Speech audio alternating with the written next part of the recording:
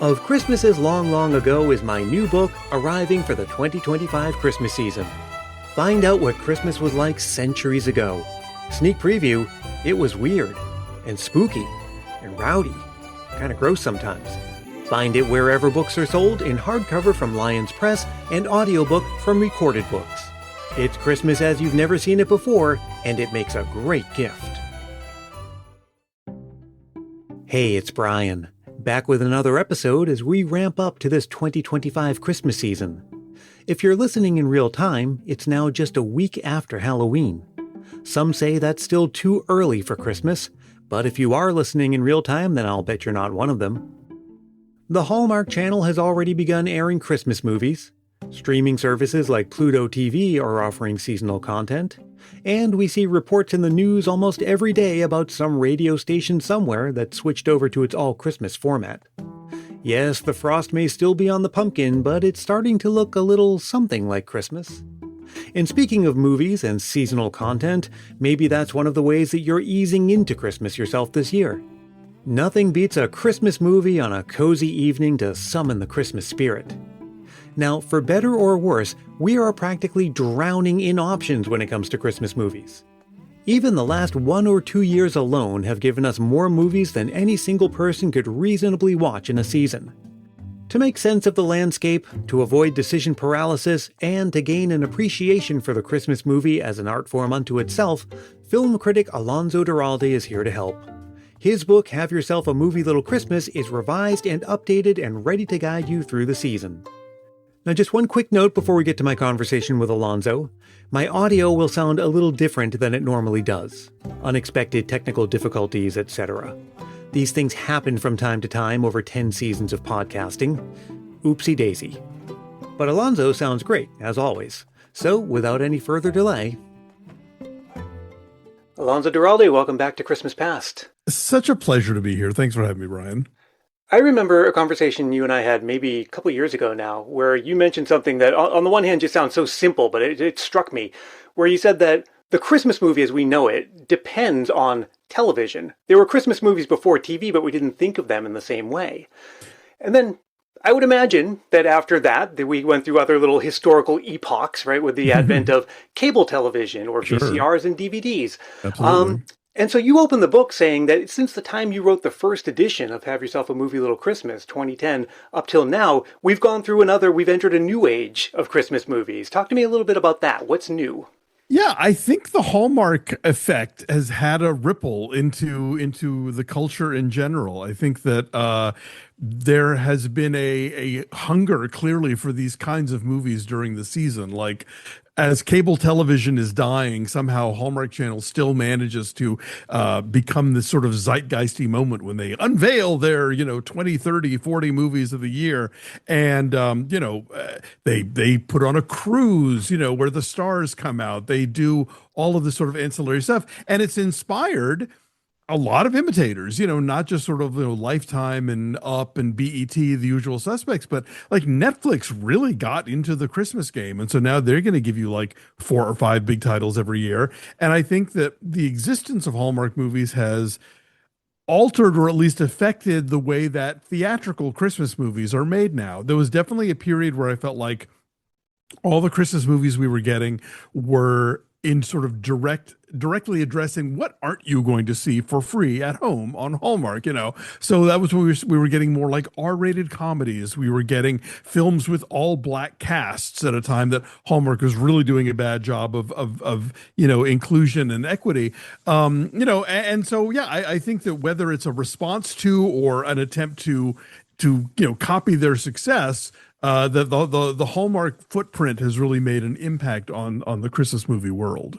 Yeah, I think it's changed our expectations around not only what kind of Christmas movies get made or like what a Christmas movie looks like, but also how we consume them. And you mentioned this in the beginning of the book too. Like, not only are we now largely streaming our content rather than going down to Blockbuster or digging into our collection of physical media, but also that we're just inundated with it. In the 2010, Hallmark put out a dozen Christmas movies. Now it's 50, and they're competing with the 50 that Netflix is putting out and so on. We're just awash with this stuff. Is that a good thing or a bad thing?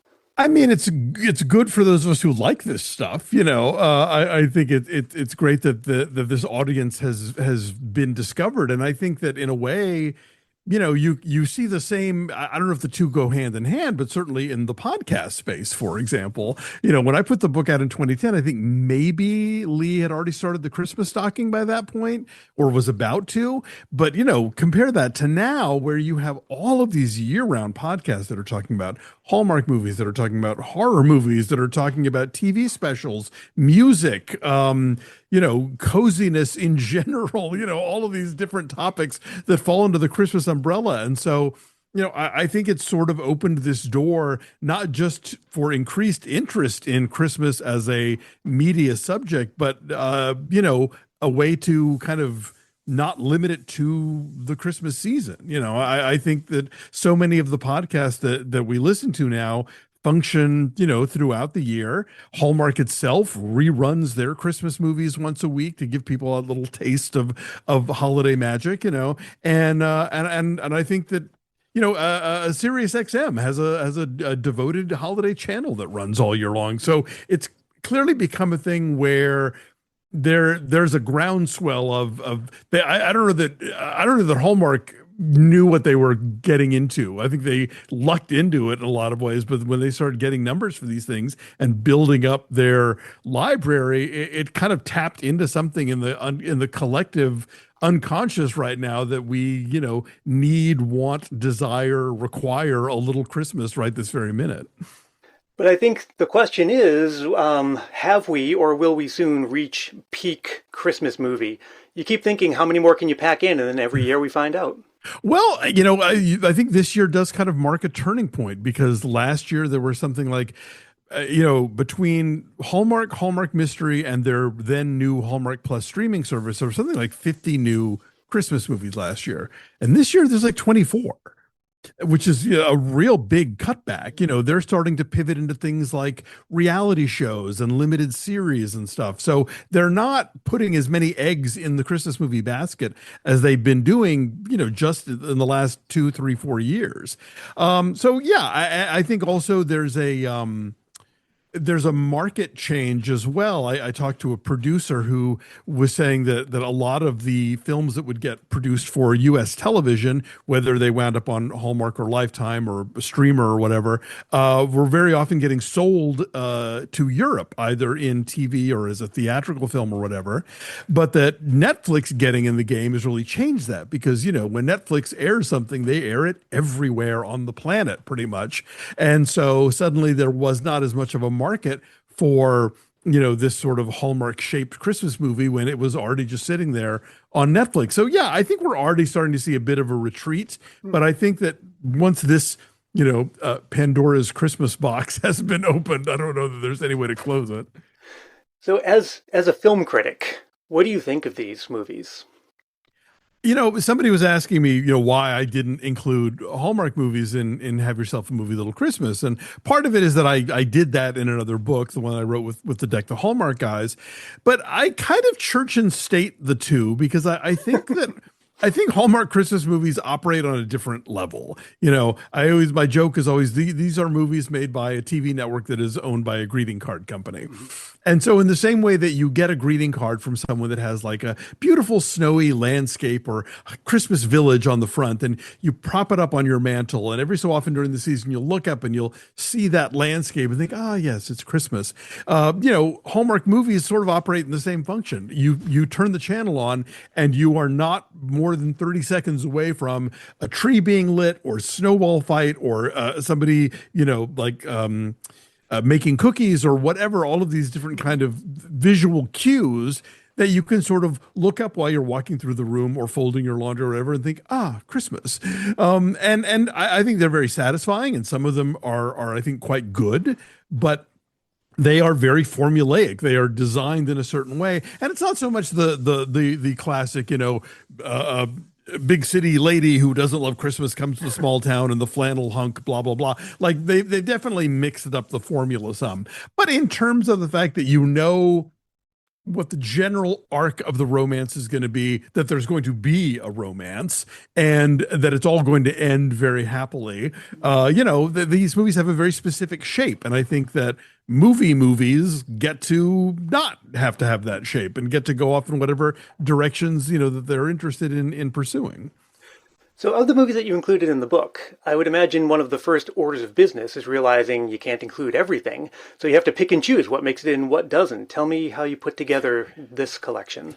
Well, this has always been a very subjective list on my part. I never was trying to create an encyclopedia because that would just be, such a doorstop. I would never finish writing it. So even going back to the first edition, it was very much like these are the films that I really enjoy the most or had the most to talk about or know that people really love and they're part of, the what we consider the canon of this sort of thing.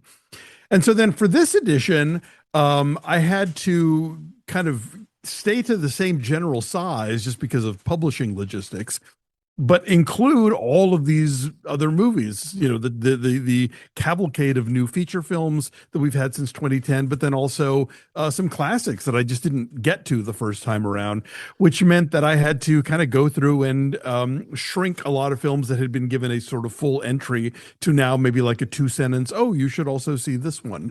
And that was hard, I had to kind of say goodbye to some favorites, but they were either films that I think don't generally get a huge audience or that already do and don't need my, my backing, So I kind of had to go through and cherry pick films out of the first film, shrink them down to a sort of, inclusion, and then give that space to something new I was writing about. So you break them up into categories. We have the kids' movies, the dramas, the whatever, and you end with bad Christmas movies. And again, you didn't. If they're bad, why are we including them? So I end with the classics first of all. Oh, you're right. I'm sorry. The bad Christmas movies are the penultimate chapter. Okay. Let's be fair. But why is it important to include a chapter about bad Christmas movies? Because, I think bad movies can be really entertaining. I'm one of those people that grew up with, the Medved's, Golden Turkey Awards and the 50 worst films of all time. And so there can be pleasure in a film that doesn't quite work, but that you at least see what the intent was. And very often I think movies that are quote unquote bad, repeated exposure kind of puts you on their wavelength, whether you meant to or not. The Mexican Santa Claus from 1959, which I think most people got introduced to when it was roasted on Mystery Science Theater 3000. That's a movie I go back and watch every year. It's bananas, and but in an interesting way. I mean, you what you're seeing is these sort of like we jokingly call it like baby's first surrealism, but also it's a thing that I find really fascinating in filmmaking in general, which is when you are working with limited means, how do you execute your vision? So here you've got this guy who's trying to make this very elaborate grand fantasy about Santa Claus with 5 cents, and so okay, we can't get an army of little people actor to play the elves, so we'll just cast children.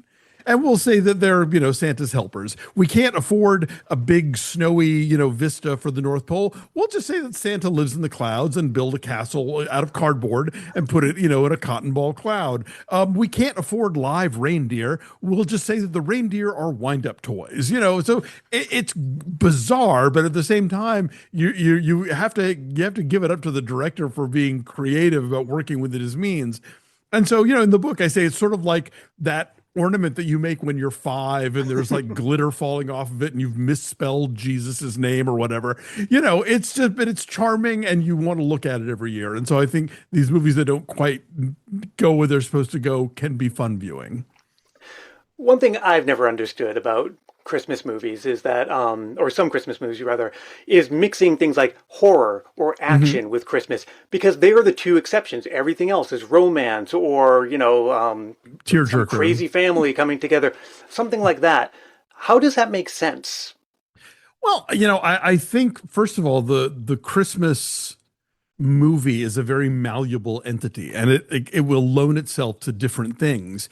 And I think that, for example, the action movie can be a case in which, if this is a movie about a robbery, you're basically dealing with greed and avarice and the desire to take something from someone again, and it's at this in the season of giving, in the season of sharing, in the season of like partaking with others, and so I think that's kind of it's a direct statement. It's right up there with when they the fundraisers in Scrooge tell him, this is a season in which what is it? Bounty is celebrated and want is keenly felt, or something, and so that can motivate your crime movie, And I think with a horror movie, and in some cases with a crime movie, Christmas is one of the last sort of pure things that we leave ourselves in society, where you can be cynical about it and it can be grossly commercial, but at its heart, we still think of Christmas as this good thing, as this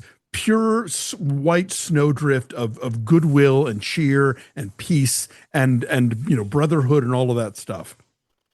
And so to have, one perfect spray of blood against that white snowdrift stands out, and it's vivid. And so I think the doings of a horror movie or of a crime movie stand out in sharper relief because they are surrounded by what we think of as this moment of goodness and goodwill. You talk about children's movies, which I think as an adult, you tend to kind of you watch them because you want to feel the way that you did as a kid. Sure. Are there any that as an adult are entertaining to an adult on their own? I think so. Yeah. Like I think that very often we throw around the term family film when we really mean a movie that will make my 8-year-old sit still for a moment and I can take a nap on the couch. But I think in recent years we've had quite a few that are pretty good. The animated feature Klaus that was on Netflix, that was an Oscar nominee for Best Animated Feature, which is kind of an origin story for Santa Claus. I thought is beautifully animated and it's very funny and sharp, and I think there's stuff in it that adults will get that maybe kids won't, but not in a smutty way.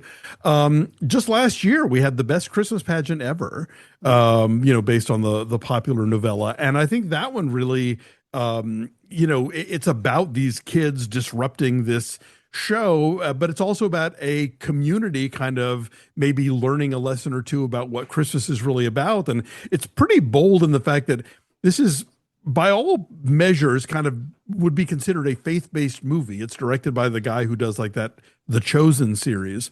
But all of the villains in that film are like the good church-going people, are these stuffy hypocrites of this church who don't want to include, the rambunctious poor family. And it's about the people who understand that it's very important to include the rambunctious poor family, especially at Christmas time, that actually kind of carry the day and convey the message of the movie. So yeah, I think there's stuff in that one definitely that both kids and adults side by side can enjoy. There's a lot of the older movies that probably are not known to modern audiences. And whenever I discover one that I've never seen before, there's that feeling of like, hey, I've discovered something, and this has been sitting there all this time without my being aware of it. It's kind of exciting to experience something like that. And I think recently the one that I discovered was Christmas in Connecticut, which I think I'd only heard about. But I think it might be one of my favorite of the older black and white Christmas movies. Are there any others that you'd recommend to people? Hey, check this one out. Yeah, well, I'll tell you, if you like Christmas in Connecticut and you are feeling Barbara Stanwyck, check out Remember the Night, which is this really fun film that she did with Fred McMurray, with whom she would famously later do a much different kind of film with Double Indemnity. But in this one, she plays a shoplifter. He is a district attorney at Christmas time. Her case gets delayed until after the new year. He winds up taking pity on her and brings her home to Christmas. And, home for him is this farm in, I think it's Ohio. And we get a glimpse of he's gonna drop her off at her mother's house, and then we see the mother, and she's a real piece of work. So instead he brings her to his house, and in the context of his loving family and how sweet they are to her and how kind they are to her, you kind of see like how her life might have been had she had this family and not the mother, and so this lovely romance unfolds between them. But of course, knowing that in January they have to go back to New York and he has to try and put her in jail.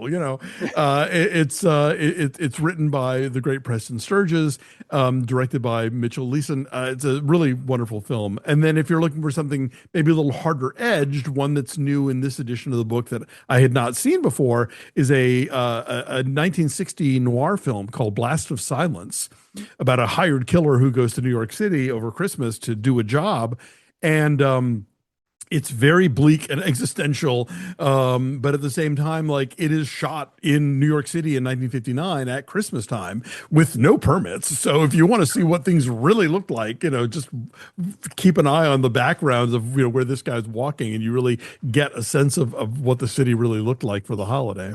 I actually saw that movie in a theater in the Castro in San Francisco. They were doing a noir night, and it was right after Christmas. It is a very bleak movie, I can confirm for anyone. Yeah. So you have a whole chapter of all the different versions of A Christmas Carol. Yes. We've had recent ones with Guy Pearce that added a lot to the story, changed quite a bit. Are there any adaptations that are just have taken the most liberties that you find interesting? Well, I think that we're starting to see some really cool offshoots where, and we've been seeing this in novels for a while. Like, there are prequel novels about, Jacob Marley, and they're kind of after, what happened next. But two films that leap to mind. One was an Apple TV movie, and one was actually a Hallmark movie that I think kind of play with the mythos of the ghosts and what sort of heavenly bureaucracy sends them out every, December 24th. So Spirited, the musical with Will Ferrell and Ryan Reynolds, I think is really charming and has great songs, and kind of goes through this idea that, like, they have to pick somebody every year who gets this treatment, and they spend the entire year doing the research so that the ghosts know what to show them and where to take them and how to, like, make them repent. And then there was a Hallmark movie called Ghosts of Christmas Always that does something similar, where you again get past, present, and yet to come as a thing where this is their annual gig, and they go to whoever has been selected, and they have to know what to show them, and how to guide them toward the right path. So yeah, I find both of those really entertaining, and I think they are they're working with the base they get from Dickens and then kind of spin it off into new and fun directions. For the ones that stay faithful to the text, my favorite, I think, is the George C. Scott version. Oh, yeah, a good one. But everyone else I talk to says it's and I always forget the name of the actor. It's the Alistair Sim? Yes. Yes. Yeah. I can't argue with either of those. I think they're really great. In fact, actually, the editor of the Alistair Sim one then later directed the George C. Scott one. Fun fact. But yeah, I was so immersed in Christmas Carol movies for a while that I would really notice, like, okay, does this one mention ignorance and want? Does this one have the people in the lighthouse? Like, you all these little moments of the thing that sometimes pop up in adaptations and sometimes don't. I really loved the 1970 musical Scrooge with Albert Finney. But yeah, I think with any of those three, you can't go wrong. Well, I think since the first book came out, the debate about whether Die Hard is a Christmas movie or whether Love Actually, or what do we make of these? Are these internet phenomena? Are we due for more of these as more Christmas movies come out?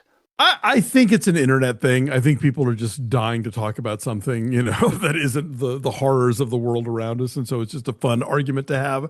I think the Die Hard thing has been settled pretty definitively at this point, because, this is it takes place at a Christmas party. The heist depends upon it being Christmas, to be able to be carried off. It's about a husband and wife who are estranged, who are reconciling and finding each other once again over the holidays. The wife's name is Holly. We get the ode to joy and sort of fake snow at the end of the movie in terms of like a bunch of papers flying from a building that blew up, So yeah, I think we can definitely put that one to bed. I think Stanley Kubrick's Eyes Wide Shut, we've generally also declared, is a Christmas movie. But yeah, it's gonna keep popping up. Roof Man, which is out right now. Like, the last chunk of it is set at Christmas, and the last heist he pulls is tied into Christmas Eve shopping. So maybe people want to include that one. There's a big gift giving scene in Hustlers, the Jennifer Lopez movie about strippers. So I tend not to be strict about that sort of thing. If it's a Christmas movie to you, yeah, sure, why not? Well, last question. Since the time of the first edition till now, is there any of the movies that have come out in the last 15 years that stand out to you as a favorite? Oh, a bunch. Yeah. I mean, Klaus definitely would be one of them. I was a big Arthur Christmas fan when that came out. Just last year, we had this wonderful film called Christmas Eve in Miller's Point that I'm constantly, begging people to watch because I think it's really great. It's very understated and it's not a plot heavy film at all, but I think it really captures that feeling of not just of being in a very crowded and boisterous house at Christmas time, which definitely is the kind of Christmas that I grew up on, but that sort of unspoken nostalgia of experiencing something that it's going to be the last time that you do it, whether or not you know it, and the sort of bittersweet pull of that. No, there's been quite a few good ones in the last decade and a half, and I've constantly in my mind been thinking like, ooh, this one. If I get through the new edition, it's going to be this one. Oh, I got to put this one in. Can't forget that one. So, and now I'm already starting a new list for the next one whenever that happens, because this year we got a wonderful romantic comedy called The Baltimoreans that is now streaming that I very highly recommend. It's a beautiful, funny movie about a would-be improv comic and a dentist who are thrown together on Christmas Eve and spend the day getting to know each other. And it includes the beautiful sort of Baltimore 34th Street lighting displays. So they clearly were shooting during the season to be able to get their hands on that stuff. So yeah, and I think also we've seen a lot more diversity and variety in films, something like Happiest Season or Single All the Way that are centered on, queer couples that we would not have seen maybe in earlier years. So, yeah, I think we're constantly expanding the definitions of what counts as a Christmas movie. This year I saw a Bangladeshi adaptation of A Christmas Carol set during the Muslim holiday of Eid, and it worked. So keep bringing on the switch 'em ups. All right. Well, the new book is Have Yourself a Movie Little Christmas, second edition. Alonso Duralde, pleasure as always. Thanks for coming back on Christmas Past. Thank you for having me. Have Yourself a Movie Little Christmas is revised and updated for the 2025 Christmas season. Find it wherever books are sold and check the show notes to this episode for a link. Thanks so much for listening, and I'll see you again soon. What Christmas movies are you watching to get into the season? Or if you're not ready for Christmas movies just yet, how are you feeling the Christmas spirit? I'd love to hear about it. You can reach out anytime. I'm at christmaspastpodcast@gmail.com or find Christmas Past on your favorite social media platform. If you don't see me there and you think I should be, reach out and let me know. Well, this season is just getting warmed up and I can't wait to spend another one with you. It will be season 10 of Christmas Past, and to celebrate, I'm going to switch things up just a little bit this season. I'll give you more details when the time is right. But rest assured, there's all kinds of fun and surprises in store, as well as the same cozy Christmas vibes you've come to expect. Speaking of which, it is never too early to send a Christmas memory to appear in one of the episodes this season. All you have to do is record yourself speaking into your phone's voice memo app and send it to christmaspastpodcast@gmail.com. Keep it reasonably short, clean, and family-friendly, and be sure to say your name and where you're from. Christmas Past is produced in wonderful Willow Glen, California by yours truly, Brian Earl. Thanks so much to Alonso Duralde, and thank you as always for listening. And if you're really feeling the Christmas spirit, why not help more people discover this show and help grow the Christmas Past family? It's as simple as telling a friend about it or leaving a rating and review. And if you do leave a review, I'll send you a Christmas Past sticker, and a handwritten Christmas card is my way of saying thanks any time of year. Reach out for details. And until we meet again, may your days be merry and bright.